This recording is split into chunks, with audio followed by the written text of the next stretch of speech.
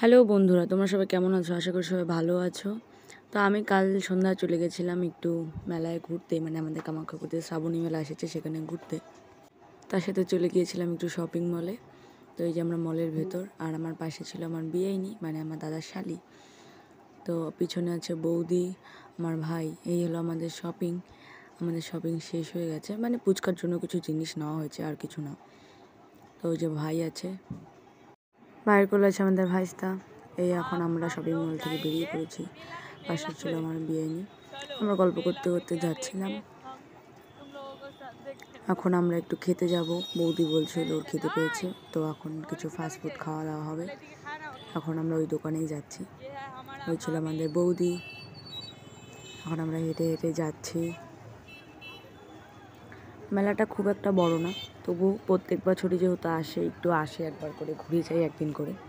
আমাদের কামাখ্যাগুড়িতে এই মেলাটা হয়। মেলাটার নাম হলো শ্রাবণী মেলা। এখানে আমরা চপ নিয়ে নিয়েছিলাম খাওয়ার জন্য।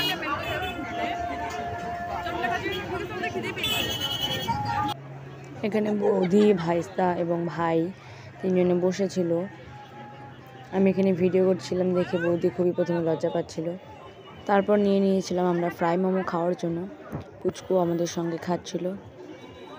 ও একটু খাওয়ার সময় একটু তোমাদেরকে দেখানোর জন্য অ্যাক্টিং করছিল।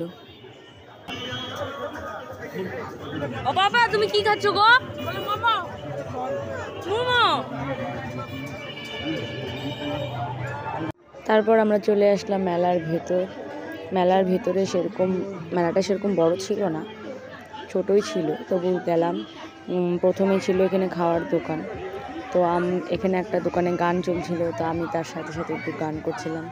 এই হলো আমার বিয়েনি এবং আমার ভাই আর আমাদের পুচকু সোনা। সামনে বৌদি আছে। আমরা এখন মেলাটা একটু ঘুরছি, দেখি কোথায় কী আছে। আমরা যেখানে আছি এখানে সবই খাওয়ার দোকান বেশিরভাগ।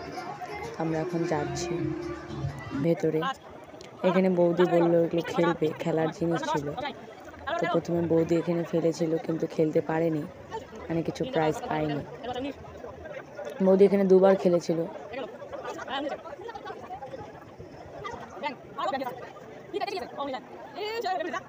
প্রথমবারে তো এখানে আমরা কিছুই পাইনি, মানে বৌদি কিছু পাইনি। দ্বিতীয়বারে আমরা এই প্লেটটা পেয়েছিলাম।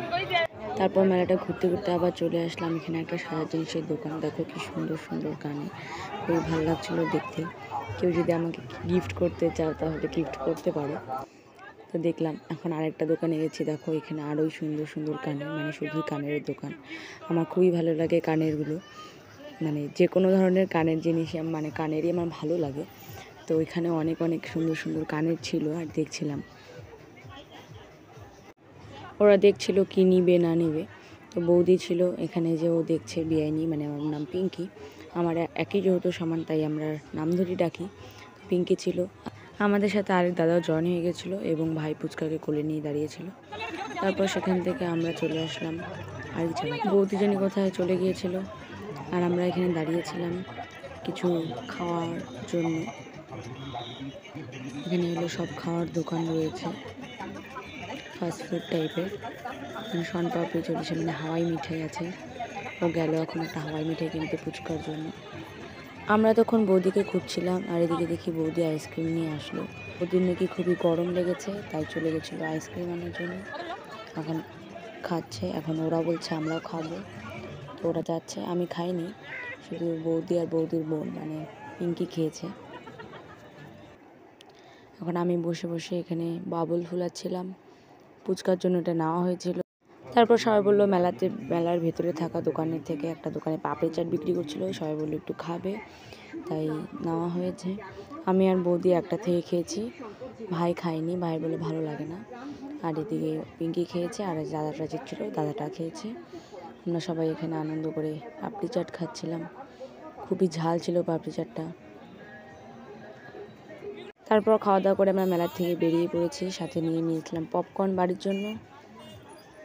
এখন আমরা টোটোর জন্য অপেক্ষা করছি, টোটো আসলে তারপর যাব।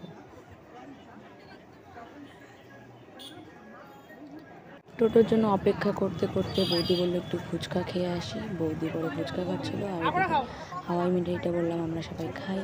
তাই ফুচকা এভাবে নিয়ে খাচ্ছিল, সাথে আমরা একটু খেয়েছি, কারণ ও তত বড়টা খেতে পারবে না।